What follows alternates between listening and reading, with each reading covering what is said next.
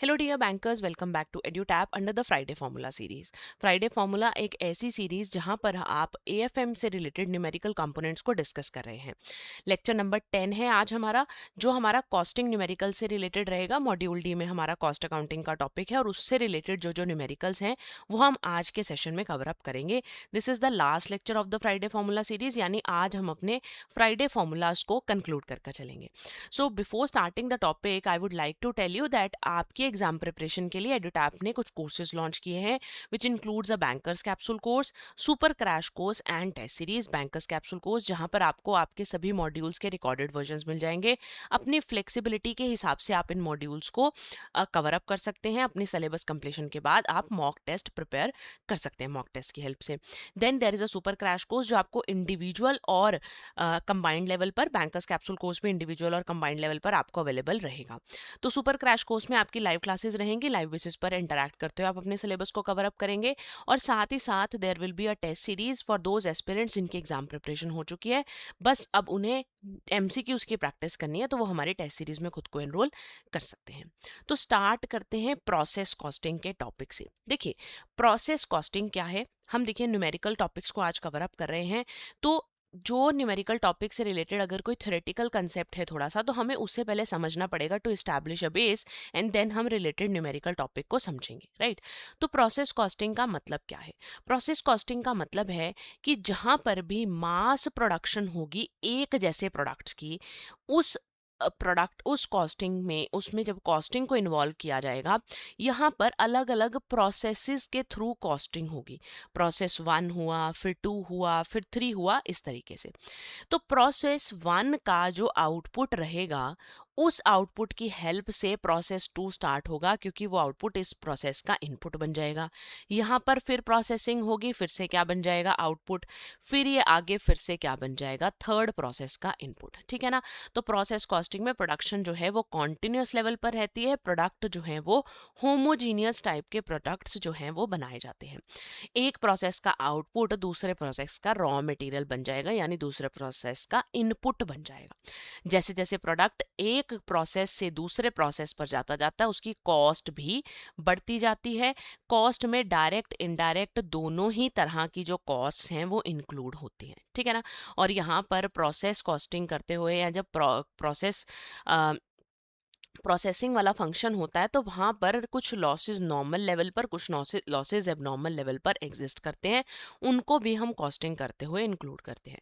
Process costing oil refineries, food processing industries, chemical plants, textile industries के अंदर बहुत ही common costing technique जो है वो हमारी प्रोसेस कॉस्टिंग है, ठीक है।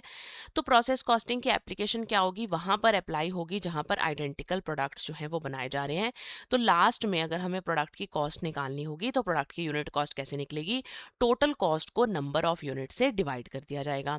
देन एक ऑर्गेनाइजेशन जिसमें मल्टीपल डिपार्टमेंट्स हैं, तो मल्टीपल डिपार्टमेंट्स में जो प्रोडक्ट्स हैं उनमें अलग अलग सर्विसेज यूज हो रही हैं, तो इसलिए यहाँ पर प्रोसेस कॉस्टिंग, जिस ऑर्गेनाइजेशन में मल्टीपल डिपार्टमेंट्स हैं वहाँ प्रोसेस कॉस्टिंग करना ज़्यादा अच्छा और सुटेबल ऑप्शन माना जाता है।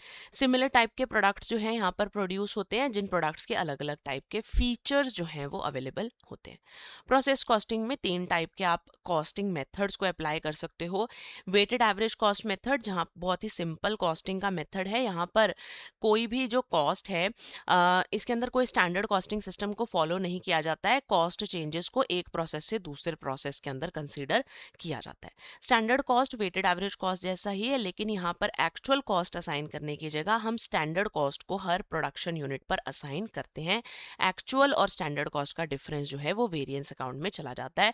एक अलग से कॉस्टिंग में स्टैंडर्ड कॉस्टिंग का कंसेप्ट है, ये उसी की तरफ इशारा कर रहा है। Then there is a FIFO cost, first in first out cost. जैसे फीफो इन्वेंट्री की वैल्यूएशन करते हैं हम क्लोजिंग स्टॉक में, उसी तरीके से ये फीफो कॉस्ट है, जो कि cost of output of previous process and output of the current process के बीच में डिफरेंसेस को देखता है, और फिर उस हिसाब से कॉस्टिंग को एनालाइज किया जाता है, ठीक है ना। थोड़ा बहुत थ्योरेटिकल पर्पस के लिए आपको इनके नाम वगैरह याद रहने चाहिए, that is the most important thing है। उससे अलावा बहुत ज़्यादा डिटेल में आपको जानने की जरूरत नहीं है। अब बात करते हैं प्रोसेसिंग करते हुए लॉसेस की। तो सबसे पहला लॉस है नॉर्मल लॉस। नॉर्मल लॉस एक ऐसी लॉस की सिचुएशन है जो कि एक अनअवॉइडेबल लॉस है, जो कि प्रोडक्शन में होगा ही होगा, है ना। अगर मान लो,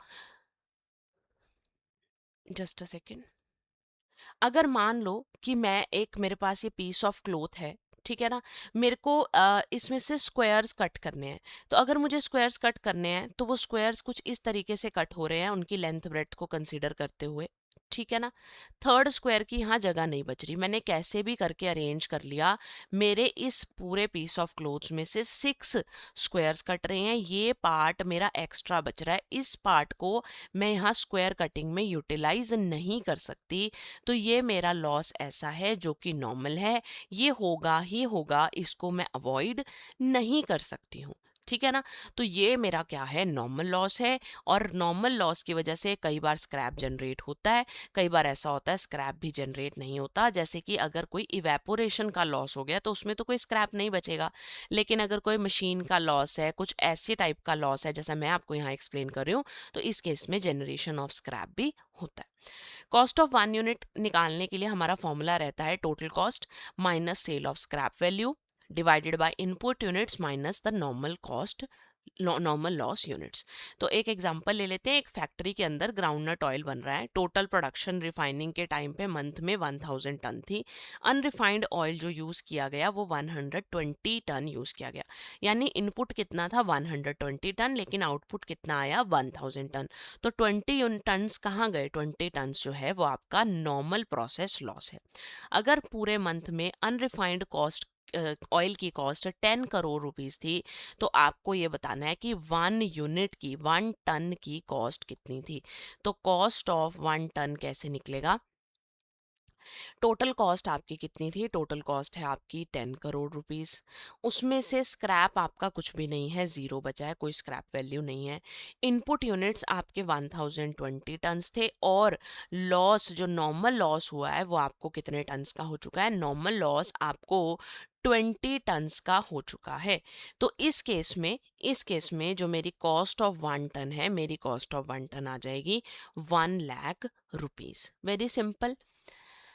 आगे एबनॉर्मल लॉस है। अब एबनॉर्मल लॉस ऐसा लॉस है जिसको आप अवॉइड कर सकते हो। लॉस ऐसा हुआ जो पावर फेलियर की वजह से, मशीन या प्लांट के ब्रेकडाउन की वजह से, मटेरियल की क्वालिटी इंफीरियर है, वर्कर्स केयरलेस हैं, एक्सीडेंट हो गया जिस वजह से एबनॉर्मल लॉस हुआ। इसको अवॉइड किया जा सकता था, लेकिन ये हो गया फिर भी। तो एबनॉर्मल लॉस की वैल्यू कैसे निकलेगी, टोटल कॉस्ट में से sale of scrap multiply by the abnormal loss units divided by input units divided by normal loss units. तो एक फैक्ट्री जिसमें ग्राउंडनट ऑयल बन रहा है, 1000 यूनिट, 1000 टन्स जो हैं वो ऑयल को यूज़ कर रहे हैं। अनरिफाइंड ऑयल्स यहाँ 1030 टन यूज़ हुआ, जिसमें से 30 टन लॉस है, 20 टन ऐसा लॉस है जो कि नॉर्मल लॉस है, और 10 टन का लॉस एबनॉर्मल लॉस आपका है।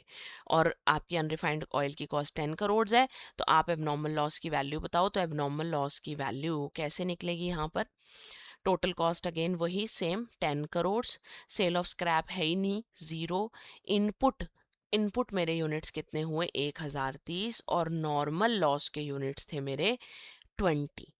तो यानी कि ये मेरा हो जाएगा 10 करोड़ बाय 1010, ठीक है ना। तो कैलकुलेशन कर कर आपके पास यहाँ पर आंसर कुछ ऐसा आ जाएगा 9,90,100, ठीक है ना।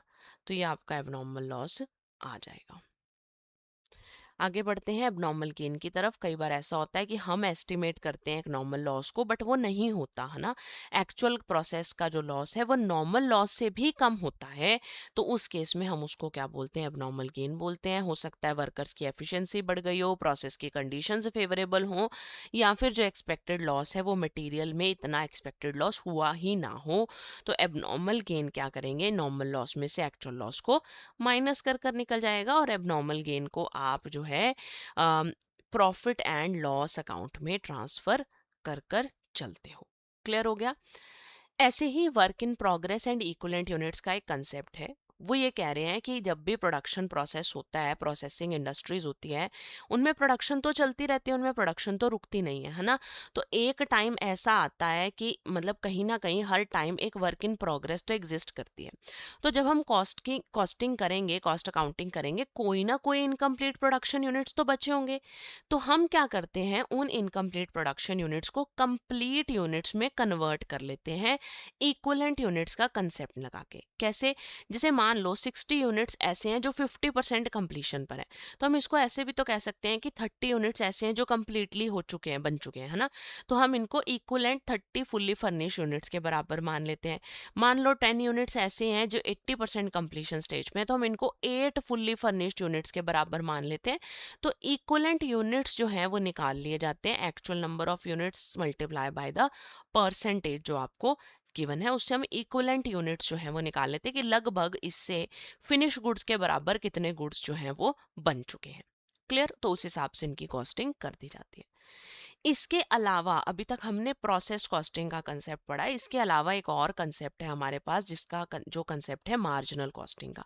मार्जिनल का मतलब क्या होता है? एडिशनल, है ना। तो एक एडिशनल यूनिट बनाने का क्या खर्चा आ रहा है वो हमारे लिए मार्जिनल कॉस्टिंग है।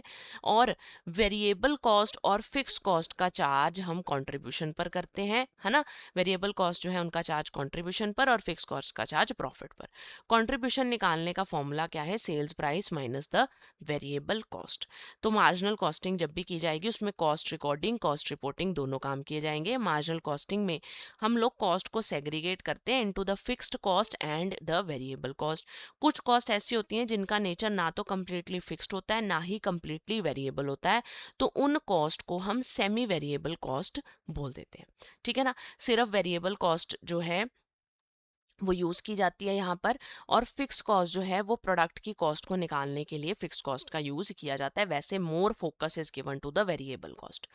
तो सबसे पहला इसमें एक कंसेप्ट है numerical cost volume profit analysis का। फिक्स कॉस्ट ऐसी कॉस्ट है जिसका प्रोडक्शन लेवल से कोई भी लेना देना नहीं है। प्रोडक्शन बढ़े या प्रोडक्शन घटे, फिक्स्ड कॉस्ट के ऊपर कोई चेंज नहीं आता। ठीक है ना। जैसे फैक्ट्री का रेंट है, परमानेंट स्टाफ की सैलरी है, उस पर कोई चेंज नहीं आता। वेरिएबल कॉस्ट ऐसी है जो डायरेक्टली आपके प्रोडक्शन लेवल से, सेल्स लेवल से रिलेटेड है। प्रोडक्शन बढ़ी, वेरिएबल कॉस्ट बढ़ जाएगी। प्रोडक्शन कम हुई, वेरिएबल कॉस्ट कम हो जाएगी। आपने मटेरियल लगाना है, रॉ मटेरियल, जितनी प्रोडक्शन करोगे उतना ही रॉ मटेरियल लगेगा ना। तो रॉ मटेरियल जब आपने लगाया तो प्रोडक्शन आपकी जो है कॉस्ट ऑफ रॉ मटेरियल जो है वो आपकी प्रोडक्शन पर डिपेंडेंट है। प्रोडक्शन ज़्यादा करोगे तो ज़्यादा रॉ मटेरियल लगेगा, तो ज़्यादा कॉस्ट होगी। प्रोडक्शन कम करोगे तो कम रॉ मटेरियल लगेगा, तो कम कॉस्ट आपकी होगी। क्लियर? तो यहाँ पर हमारा फॉर्मूला क्या रहता है प्रॉफिट निकालने का? प्रॉफिट निकालने का फॉर्मूला रहेगा sales into number of units minus fix cost plus variable जो आपने कॉस्ट है multiply by the number of units. एक न्यूमेरिकल करते हैं, थोड़ा सा समझ में आ जाएगा। एक फर्म है, थर्मोमीटर्स मैन्युफैक्चर कर रही है, उसकी फिक्स कॉस्ट 1 लाख है, वेरिएबल कॉस्ट 120 पर यूनिट है, सेल्स प्राइस 160 पर यूनिट है। इसने 3000 थर्मोमीटर सेल करे हैं, तो प्रॉफिट आपको निकालना है। ठीक है। तो हमें प्रॉफिट निकालना है। प्रॉफिट निकालने का फॉर्मूला क्या हो जाएगा? Sales minus number of multiply number of units minus fix cost plus variable cost multiply by the number of units. Sales मेरी कितनी है? 160 पर यूनिट। थर्मोमीटर्स मेरे टोटल हो गए 3000, ये मेरे पास आ गया 4,80,000। फिक्स कॉस्ट मेरी कितनी है? 1 लाख। वेरिएबल मेरी कॉस्ट कितनी है? 120। नंबर ऑफ यूनिट्स भी मेरे यहाँ पर कितने हैं? 3000। तो ये भी 360 हो गया, 360 एंड 1 460 हो गया। तो मेरे पास यहाँ पर प्रॉफिट कैलकुलेट कर कर कितना आ गया? मेरे पास प्रॉफिट यहाँ आ गया 20,000 रुपीज़ का। क्लियर? ऐसे आपका प्रॉफिट कैलकुलेट हो जाएगा। फिर आता है एक break even analysis. Break even analysis, break even point जो वो पॉइंट है no profit no loss point है। ठीक है ना। तो यहाँ पर हमारे जो कंट्रीब्यूशन है, sales minus variable cost contribution होता है, और कंट्रीब्यूशन आपका जो है वो ऐसे लेवल पर एग्जिस्ट कर रहा है जहाँ पर आपके जो ब्रेक इवन लेवल है वो ऐसा लेवल है जहां पर आपका ना तो प्रॉफिट होगा ना लॉस होगा। अगर बिजनेस ब्रेक इवन लेवल से ऊपर चलता है तो इसका मतलब बिजनेस प्रॉफिट्स कर रहा है। अगर बिजनेस की प्रोडक्शन ब्रेक इवन लेवल से कम है तो वो क्या कर रहा है, उस टाइम उसको लॉसेस फेस करने पड़ेंगे। तो इन्होंने बोला कि टोटल फिक्स कॉस्ट और सेल्स प्राइस पर बल्ब दिया हुआ है, कॉस्ट ऑफ डायरेक्ट इनपुट्स दिए हुए हैं यानी वेरिएबल कॉस्ट दी हुई है। तो आप पहले क्या निकाल लोगे ब्रेक इवन पॉइंट निकालने के लिए, कंट्रीब्यूशन। ठीक है ना। कंट्रीब्यूशन का फॉर्मूला आपका क्या रहेगा, sales price minus variable cost यानी 60 माइनस 40 20 आ जाएगा। फिर निकाला जाएगा ब्रेक इवन पॉइंट यूनिट्स में। यूनिट्स में ब्रेक इवन पॉइंट कैसे निकलेगा, हमारा ब्रेक इवन पॉइंट का फॉर्मूला क्या होता है, fixed cost divided by contribution per unit. ठीक है ना। तो फिक्स कॉस्ट मेरी कितनी है 2 लाख, कंट्रीब्यूशन पर यूनिट कितना है 20,000, यानी कि मेरी 10,000 जो यूनिट्स हैं, 10,000 यूनिट्स जो हैं वो मेरा ब्रेक इवन पॉइंट होगा। और अगर मैं इसको रुपीज़ में निकालना चाहूँ तो वो हो जाएगा 10,000 इंटू 10,000 इंटू 60, तो 6 लाख रुपीज़ का मेरा ब्रेक इवन पॉइंट यहाँ आ जाएगा। ऐसे ही प्रॉफिट वॉल्यूम रेशो है, कंट्रीब्यूशन और सेल्स की रेशो है, तो प्रॉफिट वॉल्यूम रेशो का फॉर्मूला भी क्या होगा, कंट्रीब्यूशन बाय सेल्स इनटू 100। अगर आपको मल्टी प्रोडक्ट कंपनी में अलग अलग प्रोडक्ट्स को कंपेयर करना है तो आप उसके लिए पीवी रेशो को एज एन इंडिकेटर यूज कर सकते हो। पीवी रेशो आपको ये बताती है कि क्या आपको प्रोडक्शन करनी है या फिर आपको प्रोडक्ट को आउटसोर्स करवाना है, कहीं बाहर से आपको प्रोडक्ट को जो है अवेल करना है। तो जैसे यूनिट सेल्स प्राइस 160 दिया हुआ है, वेरिएबल कॉस्ट 120 है, आपको पीवी रेशो निकालनी है। तो पहले आप कंट्रीब्यूशन निकालोगे। कंट्रीब्यूशन कैसे निकलेगा, sales price minus variable cost, यानी कि आपका 160 माइनस 120 कितना हो गया 40। तो पीवी रेशो आपकी कैसे निकलेगी, 40 डिवाइडेड बाय 160 मल्टीप्लाई बाय 100, यानी 25% आपकी पीवी रेशो यहाँ पर आ जाएगी। क्लियर है। Then is margin of safety. Margin of safety का मतलब क्या है कि आपके पास एस्टिमेटेड जितनी आपने सेल्स की थी, तो एस्टिमेटेड सेल्स और ब्रेक इवन लेवल सेल्स में जो फर्क होगा, ब्रेक इवन सेल्स तो हमें पता ही है हमारी कितनी है ना। ब्रेक इवन सेल्स हमने निकाल ली, हमारी ब्रेक इवन सेल्स और एस्टिमेटेड सेल्स में जो डिफरेंस होगा वो हमारा मार्जिन ऑफ सेफ्टी है, यानी हम एक्स्ट्रा जो प्रोड्यूस कर रहे हैं वो हमारा मार्जिन ऑफ सेफ्टी है। अगर मुझे margin of safety percentage terms में निकालना है तो वो कैसे निकलेगा, एस्टिमेटेड सेल्स में से ब्रेक इवन सेल्स को माइनस कर divided by estimated sales multiplied by 100 करेंगे तो क्या आ जाएगा, मार्जिन ऑफ सेफ्टी आ जाएगा। अगर मेरी एस्टिमेटेड सेल्स 110 लाख है, ब्रेक इवन सेल्स 70 है, तो मार्जिन ऑफ सेफ्टी कैसे निकलेगा, 110 माइनस 70 क्या आ जाएगा आपके पास, डिवाइडेड बाय 110 मल्टीप्लाई बाय 100। तो ये आ जाएगा 40 बाय 110 इंटू 100, तो ये आपके पास कितना आ जाएगा 36.36%। क्लियर। ऐसी एब्जॉर्प्शन कॉस्टिंग है। मार्जिनल कॉस्टिंग सिर्फ वेरिएबल कॉस्ट को इंक्लूड करती है, एब्जॉर्प्शन कॉस्टिंग हमारी फुल कॉस्टिंग होती है जो कि आपकी वेरिएबल कॉस्ट और फिक्स्ड कॉस्ट दोनों को इंक्लूड कर चलती है। ठीक है ना। तो एब्जॉर्प्शन कॉस्टिंग जो है वो आपकी external financial reporting, income tax reporting के लिए एब्जॉर्प्शन कॉस्टिंग को ही यूज़ किया जाता है। मार्जिनल कॉस्टिंग तो मैनेजमेंट के डिसीजन मेकिंग के लिए यूजफुल रहती है। अब यहाँ पर आपको एब्जॉर्प्शन कॉस्टिंग की हेल्प से फुल कॉस्टिंग निकालनी है कि क्या कॉस्टिंग आपकी रहेगी। तो कैसे कैलकुलेशन होगी, आपको फिक्स कॉस्ट दी हुई है, cost of all direct inputs दिया हुआ है, वेरिएबल ओवरहेड कॉस्ट दी हुई है और फिक्स्ड ओवरहेड दी हुई है और टोटल बल्ब्स आपको दिए हुए हैं। तो आप क्या करेंगे, वेरिएबल प्लस फिक्स कॉस्ट होता है टोटल कॉस्ट एब्जॉर्प्शन कॉस्टिंग में। तो हम पहले यहाँ पर फिक्स्ड ओवरहेड पर यूनिट निकाल लेंगे। फिक्स्ड ओवरहेड पर यूनिट कैसे निकलेगा, 1,50,000 फिक्स्ड ओवरहेड कॉस्ट है, 15,000 आप यूनिट्स प्रोड्यूस कर रहे हो, यानी कि 10 यानी कि ₹10 आपकी फिक्स्ड ओवरहेड पर यूनिट आ गया। फिर बात करते हैं वेरिएबल ओवरहेड कॉस्ट की, है ना। तो वेरिएबल ओवरहेड पर यूनिट भी निकल जाएगा ऐसे ही जैसे अभी हमने फिक्स्ड ओवरहेड पर यूनिट निकाला, इसी तरीके से आपका वेरिएबल ओवरहेड पर यूनिट भी निकल जाएगा, 60,000 डिवाइड बाय 15 यानी कि ₹4। 40 मुझे पहले से गिवन है, तो मेरा कितना हो गया वेरिएबल टोटल 44।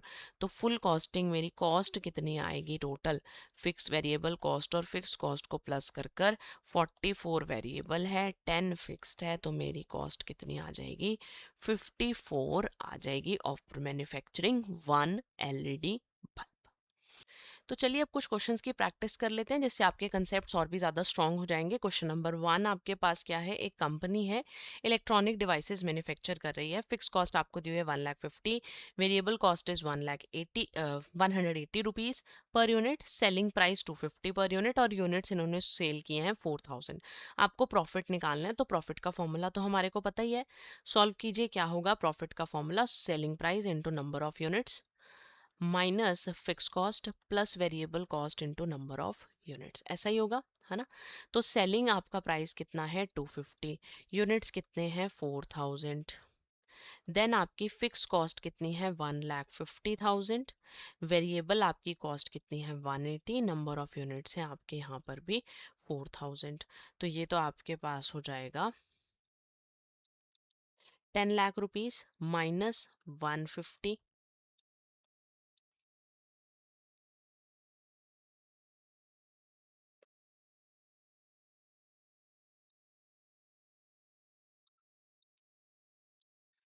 तो ये आपके पास हो जाएगा 10 लाख माइनस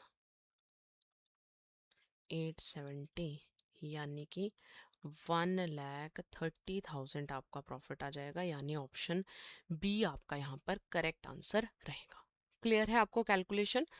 अभी हमने फॉर्मूला किया था। अब क्वेश्चन नंबर 2 है आपका, ब्रेक इवन पॉइंट निकालना है आपको नंबर ऑफ यूनिट्स में।